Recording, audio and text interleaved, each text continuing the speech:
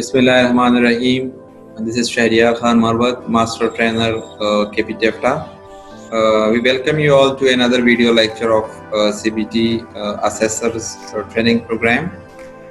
आज का जो हमारा टॉपिक है वो है RPL और RCC के हवाले से, that is recognition of prior learning और रिकग्निशन ऑफ करंट कॉम्पिटेंसी.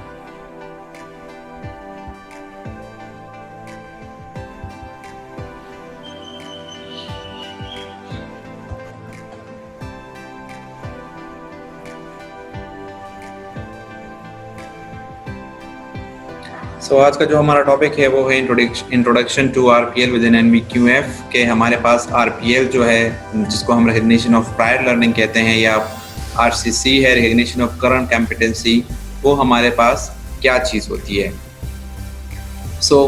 जिस तरह के आपको पता है कि सीबीटी में आप किसी भी क्वालिफिकेशन के डिफरेंट लेवल्स होते हैं, लेवल 1, 2, 3, 4, 5, और आप जो है तो किसी भी लेवल में फॉर्मल और इनफॉर्मल दोनों तरीक़ों से आ सकते हैं. ठीक है, ये बिल्कुल डिफरेंट है जनरल एजुकेशन से कि फॉर एग्जांपल अगर जनरल एजुकेशन की मैं बात करूं और मैं बोलूं कि मुझे जो है तो क्लास 3 में एडमिशन लेना है और मैं उनको बोलूं कि मुझे क्लास 2 का सब कुछ आता है, तो स्कूल की एडमिनिस्ट्रेशन मुझे बोलेगी कि अगर आपने क्लास 3 में आना है तो क्लास 2 का सर्टिफिकेट आपके पास होना चाहिए.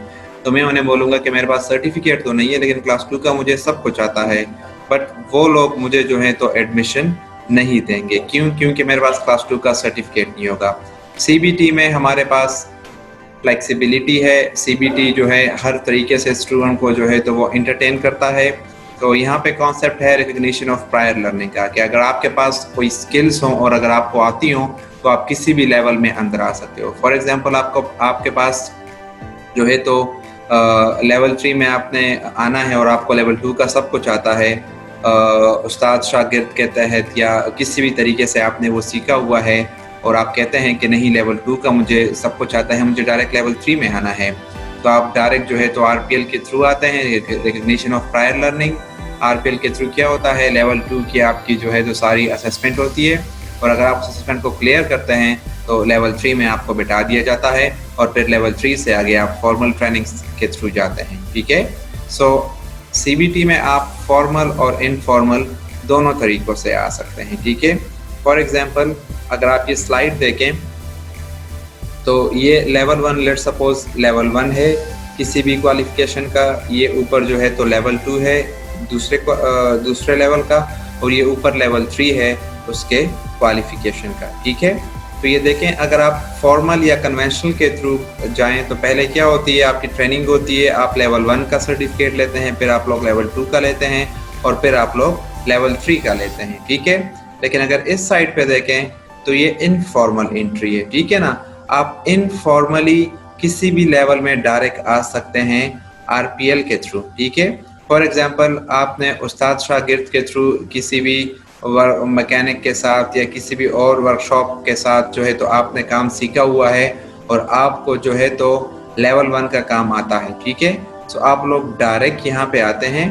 ठीक है, इनफॉर्मल एंट्री में आरपीएल के थ्रू आप लोग लेवल 1 की असेसमेंट देते हैं और जैसे आप असेसमेंट क्लियर करते हैं आप लोग लेवल 2 में चले जाते हैं, फिर आप लोग लेवल 2 में ट्रेन होके ऊपर लेवल 3 में जाते हैं. या लेट सपोज आपको लेवल 1 लेवल 2 दोनों आते हैं. ठीक है, तो आप डायरेक्ट जो है तो लेवल 2 का जो है आप असेसमेंट देते हैं और इसमें आप लोग क्लियर होते हैं तो आप लोग लेवल 3 में जाते हैं और फिर ट्रेन होके आप लोग आगे लेवल 4 में जाते हैं. तो सीबीटी में हमारे पास फॉर्मल और इनफॉर्मल दोनों तरीक़ों से आप लोग एंट्री कर सकते हैं. इनफॉर्मल वे में आप लोग आरपीएल के थ्रू आ सकते हैं. RPL is recognition of prior learning कि अगर आपने पहले से कुछ सीखा हुआ है, उस्ताद शागिर्द के मैकेनिज्म के थ्रू आपने कुछ सीखा हुआ है या किसी वर्कशॉप में आपने काम किया है या आपने कहीं भी किसी भी तरीके से और कहीं भी आपने अगर कोई चीज़ सीखी हुई है वो आपको आती है तो वो आपको दोबारा पढ़ने की ज़रूरत नहीं है. आप आरपीएल के थ्रू सिर्फ उसकी असेसमेंट देते हो और क्लियर करने के बाद आप उससे अगले लेवल में जाते हो. ये देखें आप लोग यहाँ पे एनवीक्यूएफ क्वालिफिकेशन आप लोग किस तरह ले सकते हो. फॉर एग्जांपल यहाँ पे इंडिविजुअल डिफरेंट तरीक़ों से आ सकते हैं। इंस्टीट्यूशनल कोर्स बेस्ड लर्निंग या अप्रेंटिसशिप्स जैसे हो गई, उसके थ्रू मतलब आपने एक प्रॉपर ट्रेनिंग की है और आप असेसमेंट में आ गए हो, ठीक है। या फॉर एग्जांपल आपने जो है तो वर्क बेस्ड लर्निंग की है जो कि एक नॉन फॉर्मल है, ठीक है ना, मतलब आपने कहीं भी कुछ सीखा है वर्क बेस्ड, तो आप उसके थ्रू भी करके तो असेसमेंट दे सकते हो। या आप लोग इनफॉर्मल भी आ सकते हो, आरपीएल के थ्रू भी आ सकते हो, ठीक है ना, या आरसीसी के थ्रू भी आ सकते हो। तो इन तीनों के थ्रू आप लोग यहाँ पे इस असेसमेंट में आते हो और आपकी कॉम्पिटेंसी बेस्ड असेसमेंट होती है। स्टैंडर्ड्स के अगेंस्ट आपको असेस किया जाता है और उसी असेसमेंट के मुताबिक आप फॉर एग्जांपल लेवल 3 क्लियर कर जाते हो तो आप लोग लेवल 4 में आ जाते हो। फिर लेवल 4 में आप लोग फॉर्मली ट्रेन होते हो और फिर ऊपर आप लोग लेवल 5 की तरफ जाते हो। तो ये आपके पास डिफरेंट पाथवेज हैं to achieve National Vocational Qualification Framework. आप लोग जो हैं तो फॉर्मल तरीके से भी आ सकते हो, आप लोग नॉन फॉर्मल या इनफॉर्मल तरीके से भी आप लोग यहाँ पे आके जो है तो NVQF क्वालिफिकेशन जो है आप लोग हासिल कर सकते हो। सो RPL की डेफिनेशन की तरफ आते हैं कि what is RPL? So assessment and certification of competencies gained by a candidate through previous learning wherever and however it has taken place। तो RPL में आप क्या करते हो, आप किसी भी कैंडिडेट की असेसमेंट करते हो और असेसमेंट करने के बाद आप उसको सर्टिफिकेशन करते हो, ठीक है ना, जो उसने पीछे सीखा होता है, जिस तरीके से भी उसने सीखा हो, जैसे भी उसने सीखा हो, लेकिन उसको आना चाहिए, ठीक है ना। तो आप उसकी असेसमेंट करते हो और उस असेसमेंट के बेस पे आप लोग उसकी सर्टिफिकेशन करते हो, ठीक है। तो अगर किसी क्वालिफिकेशन के या किसी लेवल के सारे कॉम्पिटेंसी स्टैंडर्ड्स में वो कॉम्पिटेंट हो जाता है तो उसको हम सर्टिफिकेट दे देते हैं उस लेवल का, ठीक है। लेकिन अगर वो कुछ कॉम्पिटेंसीज में क्लियर कर जाता है और कुछ में वो जो है तो कॉम्पिटेंट नहीं होता, तो फिर हम उसको record of achievement देते हैं। So let's suppose हमारे पास ये एक नेशनल वोकेशनल सर्टिफिकेट लेवल 2 का है ऑटोमेटिव टेक्नोलॉजी में। इसमें हमारे पास टोटल जो है तो 6 कॉम्पिटेंसी स्टैंडर्ड्स हैं, ठीक है। अब हम एक RPL असेसमेंट कर रहे हैं किसी कैंडिडेट की, ठीक है ना। ये 6 कॉम्पिटेंसी स्टैंडर्ड्स में देखें, ये पहला कॉम्पिटेंसी स्टैंडर्ड हो गया, apply safety precautions and guidelines at workplace. Competency standard number 2 है repair lighting system of vehicle. Number 3 है टेस्ट बैटरी परफॉर्मेंस। नंबर 4 है install and repair starting system of vehicle. Number 5 है install and repair charging system of vehicle. Number 6 है repair electrical accessories of vehicle. तो कोई candidate जो है वो RPL के थ्रू आया है, देखें उसका नाम यहाँ पे फॉर एग्जांपल मोहम्मद नईम है, वो RPL के थ्रू आया है और उसकी वो कहता है कि मुझे ये लेवल 2 वाला काम आता है और मेरी असेसमेंट ले, तो उसकी हम असेसमेंट करते हैं। अब देखें उसकी हमने असेसमेंट की इन एविडेंस के बेस पे, ठीक है ना, और इस असेसमेंट के बाद हर एक कॉम्पिटेंसी स्टैंडर्ड में देखें वो कॉम्पिटेंट हो गया। नंबर 1 में भी कॉम्पिटेंट हो गया, CS2 में भी वो कॉम्पिटेंट हो गया, CS3 में भी कॉम्पिटेंट हो गया, 4 में भी कॉम्पिटेंट हो गया, 5 में भी कॉम्पिटेंट हो गया, 6 में भी कॉम्पिटेंट हो गया।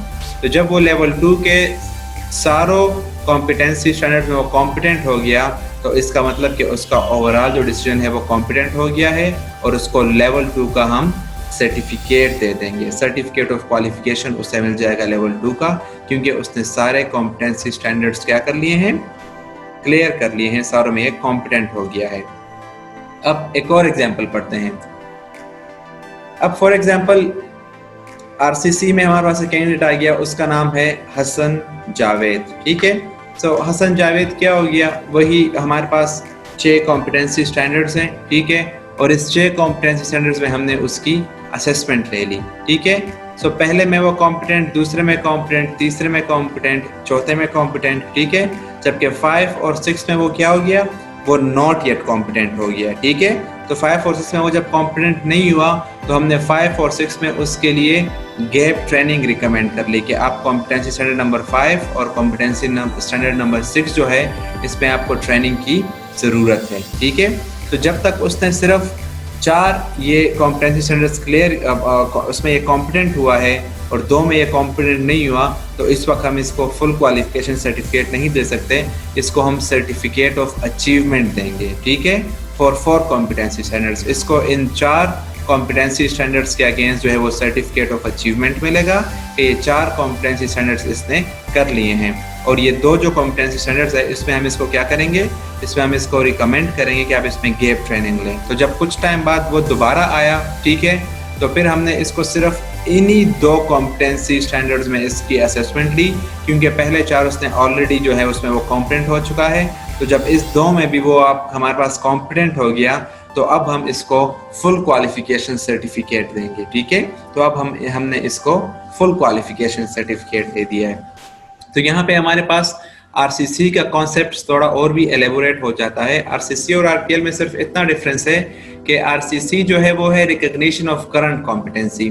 फॉर एग्जांपल कोई कॉम्पिटेंसी, फॉर एग्जांपल कोई क्वालिफिकेशन है लेवल 2 की, लेट सपोज, और उसमें 6 कॉम्पिटेंसी स्टैंडर्ड्स हैं, लेकिन एक कैंडिडेट को जॉब चाहिए और उस जॉब के लिए सिर्फ उस लेवल के 3 कॉम्पिटेंसी स्टैंडर्ड्स अगर आपको आते हो तो आपको वो जॉब मिल सकती है। तो वो कैंडिडेट क्या करता है, वो सिर्फ 3 कॉम्पिटेंसी स्टैंडर्ड्स का जो है तो वो एग्जाम देता है, और उसमें जैसे ही वो क्लियर हो जाता है वो सर्टिफिकेट ऑफ अचीवमेंट ले लेता है उन 3 कॉम्पिटेंसी स्टैंडर्ड्स के अगेंस्ट, और वो चला जाता है, उसको जॉब मिल जाती है। उसको सारे मॉड्यूल्स या सारे कॉम्पिटेंसी स्टैंडर्ड्स जो है वो में पास होने की ज़रूरत ही नहीं है, ठीक है। या लेट सपोज आरसीसी में ऐसे भी हो सकता है कि फॉर एग्जांपल एक क्वालिफिकेशन थी या एक लेवल की क्वालिफिकेशन थी, लेवल 2 या लेवल 3, और उसमें फॉर एग्जांपल 7 कॉम्पिटेंसी स्टैंडर्ड्स थे। तो अब वो एक कैंडिडेट ने कर लिया है, अब कुछ अरसे बाद जो है तो उस क्वालिफिकेशन में जो है उस लेवल के क्वालिफिकेशन में 1-2 कॉम्पिटेंसी स्टैंडर्ड्स और ऐड हो गए हैं, ठीक है। तो वो स्टूडेंट क्या करता है, वो आता है, सिर्फ वो 2 कॉम्पिटेंसी स्टैंडर्ड्स में ही जो है तो एग्जाम देता है, उसकी असेसमेंट होती है, क्योंकि बाकी तो उसको आते हैं, और उसमें वो कॉम्पिटेंट हो जाता है, और वो उसके अगेंस्ट उसको जो है तो वो सर्टिफिकेट ऑफ अचीवमेंट मिल जाती है। तो ये हो गया रिकॉग्निशन ऑफ करंट कॉम्पिटेंसी। सो ये हमारा आज का टॉपिक था, रिकॉग्निशन ऑफ प्रायर लर्निंग और रिकॉग्निशन ऑफ करंट कॉम्पिटेंसी, जिसमें उस्ताद शागिर्द के थ्रू या किसी भी तरीके से अगर किसी ने कुछ सीखा हो और वो कहता है कि मैं इस लेवल का एग्ज़ाम देना चाहता हूँ, तो उसको वो लेवल की ट्रेनिंग लेने की ज़रूरत नहीं है, वो डायरेक्ट जो है हमारे पास एग्ज़ाम दे सकता है, असेसमेंट वो देगा, और इस असेसमेंट में अगर वो क्लियर कर जाता है तो वो नेक्स्ट लेवल के लिए जा सकता है, ठीक है। सो उम्मीद है आप लोगों ने इस वीडियो लेक्चर में जो है तो आरसीसी और आरपीएल का कॉन्सेप्ट सीखा होगा, ठीक है। बहरहाल किसी भी क्वेरीज की सूरत में कोई भी चीज़ अगर क्लियर ना हो या आपका कोई क्वेश्चन हो तो ये ईमेल मैंने जो दिया हुआ है स्लाइड्स में, आप इसके थ्रू मुझसे कांटेक्ट कर सकते हैं, ठीक है।